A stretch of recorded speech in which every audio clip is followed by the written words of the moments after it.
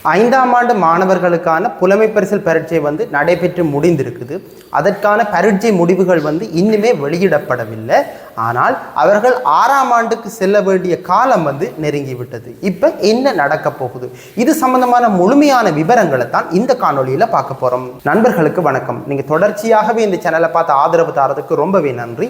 இப்போவும் யாராச்சும் இந்த சேனலை சப்ஸ்கிரைப் பண்ணாமல் பார்த்து கொண்டிருக்கிறீங்கன்னு சொன்னால் மறக்காமல் சப்ஸ்கிரைப் பண்ணிவிட்டு அப்படியே பெல் ஐக்கானை அழுத்துங்க. அப்போ தான் என்னுடைய அடுத்தடுத்த காணொலிகள் இந்த அப்டேட் உங்களுக்கு இலகுவாக கிடைக்கும். இந்த காணொளி பிடிச்சிருந்தா மறக்காம லைக் பண்ணி உங்களுடைய நண்பர்களுக்கும் ஷேர் பண்ணுங்க. இலங்கையில் வருடம் புலமை பரிசில் பரீட்சை நடத்தப்பட்டு கொண்டிருக்குது. இந்த புலமை பரிசில் பரீட்சை முக்கியமாக வறிய மாணவர்களுக்கு ஒரு உதவித்தொகையை வழங்குறதுக்காகத்தான் இலங்கை அரசாங்கத்தால் கடந்த காலங்களில் அறிமுகப்படுத்தப்பட்டிருந்தது. அது மட்டும் இல்லாமல் இந்த வறிய மாணவர்கள் நகர்ப்பகுதி பாடசாலைகளுக்கு சென்று படிப்பதற்கு ஏதுவாகவும் தான் இந்த திட்டம் நீண்ட காலமாகவே இலங்கையில் நடைமுறைப்படுத்தப்பட்டு கொண்டிருக்குது. ஆனால் இந்த திட்டம் கொஞ்சம் வழி விலத்தி வேறு விதமாக செல்வதாக பலராலையும் குற்றம் சாட்டப்பட்டு கொண்டிருக்குது. உண்மையிலேயே வறிய மாணவர்களுக்கு நிதி கொடுப்பதற்காகவும் வறிய மாணவர்கள் நகர்ப்பகுதி பாடசாலைகளுக்கு சென்று படிப்பதற்காகவும் உருவாக்கப்பட்ட இந்த புலமை பரிசில் பரீட்சை திட்டம் தற்போது ஒரு பெற்றார்களுக்கான போட்டியாகத்தான் மாறியிருக்குது. இதன் காரணமாக இப்போ இலங்கையில் இது ஒரு பெரிய பிஸ்னஸாகவும் ஏற்படுத்தப்பட்டிருக்குது. இதன் காரணமாக நிறைய பெற்றார்கள் மன உளைச்சலுக்கு ஆளாகி இருக்கிறார்கள். பிள்ளைகள் மன உளைச்சலுக்கு ஆளாகி இருக்கிறார்கள். இதனால் பிள்ளைகள் நிறைய பேருக்கு மன அழுத்தங்கள் கூட ஏற்பட்டிருக்குது.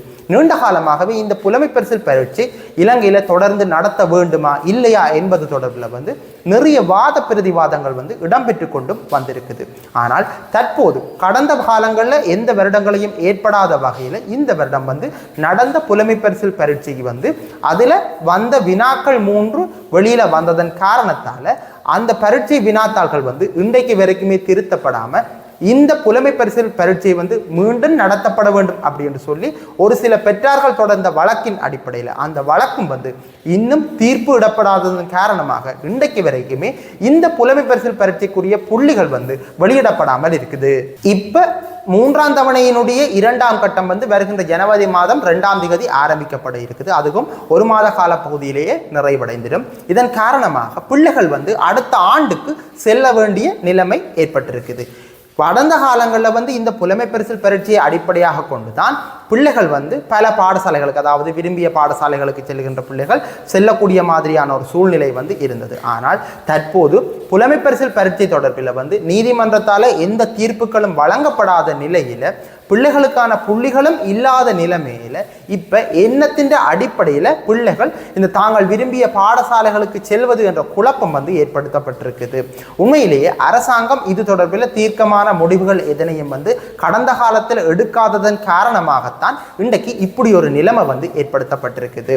இந்த பெற்றார்கள் புலமை பரிசில் பரீட்சையை மீண்டும் நடத்த வேண்டும் அப்படின்னு சொல்லி நீதிமன்றத்தில் வழக்கு தொடுத்திருந்தார்கள்.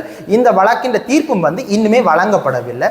இதன் காரணமாக இவர்கள் 6ஆம் ஆண்டுக்கு செல்வதில் ஒரு சிக்கல் ஏற்பட்டிருக்குது. பல பிரபல பாடசாலைகளில் தூரத்தில் இருந்து வார பிள்ளைகளை எப்படி சேர்க்கிறது என்ற பிரச்சனை இப்போ ஏற்பட்டிருக்குது. மீண்டும் பழைய முறைக்கே சென்று ஒரு என்ட்ரன்ஸ் எக்ஸாம் வைக்கலாமா என்று பல பாடசாலைகள் யோசிப்பதாக தகவல்களும் வெளியாகி இருக்குது. வருகின்ற தவணை முடிந்து பிள்ளைகள் புதிய ஆண்டுக்கு செல்வதற்கிடையில் புலமை பரிசில் பரீட்சை முடிவுகள் வருமா என்பதில் சந்தேகம்தான். ஏனென்று சொன்னால் அந்த வழக்கு தொடர்ச்சியாக பிற்போடப்பட்டு கொண்டிருக்குது. அந்த வழக்கை தொடர்ந்தவர்கள் அந்த வழக்கை வாபஸ் பெறுவதாகவும் இல்லை. அவர்கள் புலமை பரிசில் பரீட்சையை மீண்டும் நடத்த வேண்டும் என்பதில் குறியாக இருக்கின்றார்கள். ஆனால் 6ஆம் ஆண்டுக்கு சென்ற பிள்ளை மீண்டும் இந்த 5ஆம் ஆண்டு புலமை பரிசில் பரீட்சையை எழுதுவது என்பது சாத்தியம் இல்லாத ஒன்று. பிள்ளைகள் அந்த நிலைமையில படித்து ஒரு அப்டேட்டில் இருந்திருப்பார்கள். இப்ப அதெல்லாத்தையும் விட்டு ஒரு விளையாட்டு நிலைமைக்கு சென்று இருப்பார்கள். அவர்களால் மீண்டும் அந்த பரீட்சையை எழுதுவது என்பது சாத்தியம் இல்லாத ஒன்று. எனவேதான் இந்த அரசாங்கம் புதிய ஆண்டுக்கு, அதாவது 6ஆம் ஆண்டுக்கு பிள்ளைகளை சேர்ப்பது தொடர்பில் என்ன மாதிரியான நடவடிக்கைகளை எடுக்க போகுது என்பதை நாங்கள் பொறுத்திருந்து தான் பார்க்க வேண்டும். இந்த புலமை பரிசில் பரீட்சை இருந்ததன் காரணமாக இன்றைக்கு வரைக்குமே இந்த 6ஆம் ஆண்டுக்கு சேர்க்கிறதுல எந்த விதமான ஊழல் நடவடிக்கைகளும் ஏற்படவில்லை. ஆனால் இப்ப இந்த புலமை பரிசில் பரீட்சையினுடைய முடிவுகள் வெளியிடப்படாததன் காரணத்தினால உடனடியாக 6ஆம் ஆண்டுக்கு செல்ல வேண்டிய பிள்ளைகளை சேர்க்கின்ற நிலைமையும் ஏற்பட்டிருக்குது. இந்த நிலைமையில பாடசாலைகளில் தங்களுக்கு விரும்பின பிள்ளைகளை சேர்ப்பதற்காக ஊழல் செயற்பாடுகள் இடம்பெறுவதற்கான வாய்ப்புகள் வந்து அதிகமாக இருக்குது. இப்போ பேரண்ட்ஸ் வந்து தங்களுக்கு விரும்பிய பாடசாலைகளில் பிள்ளைகளை சேர்ப்பதற்காக லஞ்சம் கொடுக்கக்கூடிய ஒரு நிலைக்கு வந்து செல்வார்கள். இது ஒரு தவறான முன்னுதாரணமாகத்தான் அமைந்துவிடும். கடந்த காலங்களில் வந்து புலமை பரிசில் பரீட்சையை அடிப்படையாக கொண்டு இந்த பாடசாலைகளை சேர்ந்த பிள்ளைகள் வந்து இப்ப லஞ்சம் கொடுத்து சேர வேண்டிய ஒரு நிலைமை வந்து ஏற்படுத்தப்படும். எனவேதான் இந்த அரசாங்கம் இந்த 6ஆம் ஆண்டுக்கு செல்லுகின்ற பிள்ளைகள் தொடர்பில் என்ன நடவடிக்கை எடுக்க போகுது என்பது தொடர்பில் மக்களுக்கும் ஒரு தெளிவில்லாத நிலைமை தான் காணப்படுது. இன்னும் 1 மாத கால பகுதியில் பிள்ளைகள் 6ஆம் ஆண்டுக்கு செல்ல போகின்றார்கள். இந்த 6ஆம் ஆண்டுக்கு செல்லுகின்ற பிள்ளைகள் தொடர்பில் அரசாங்கமும் வந்து இதுவரையும் எந்த விதமான முறையான அறிவிப்புகளையும் வந்து வெளியில விட இல்லை. இது வந்து பிள்ளைகளுக்கும் பெற்றார்களுக்கும் அதிக அழுத்தத்தை ஏற்படுத்துகிற ஒரு விடயமாகத்தான் காணப்படுகின்றது. அது மட்டும் இல்லாமல் அதிபர்கள், அதாவது பாடசாலை அதிபர்கள் வந்து ஊழல் செயற்பாடுகளில் ஈடுபடுவதற்கும் இது ஒரு வாய்ப்பாக அமைந்துவிட போகின்றது.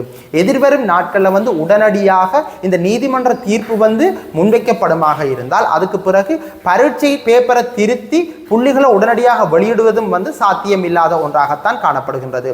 பெற்றார்கள் பல பேருக்கு இந்த புலமை பரிசில் பரீட்சை வந்து தொடர்ந்து நடத்தப்படுவது வந்து விருப்பம் இல்லாத ஒரு செயலாகத்தான் இருக்குது.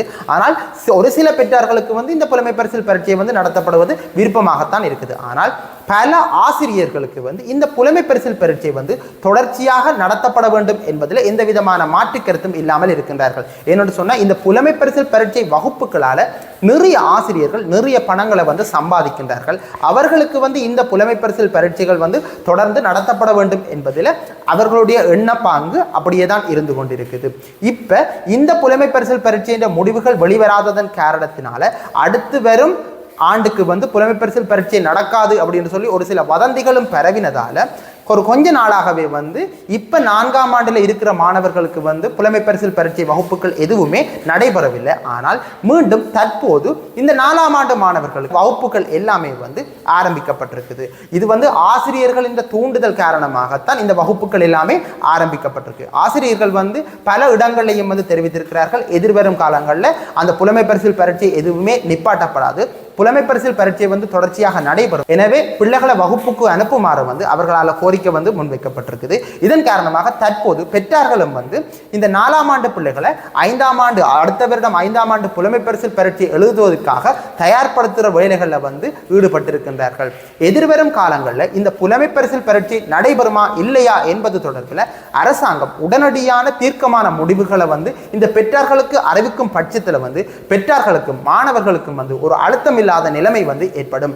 இந்த புலமை பரிசில் பரீட்சை தொடர்பில் அரசாங்கம் என்ன முடிவுகளை எடுக்கும் என்பதை நாங்களும் பொறுத்திருந்து பார்க்கலாம். மீண்டும் புதியதொரு விடயம் சம்பந்தமான காணொலியில் சந்திப்போம். நன்றி.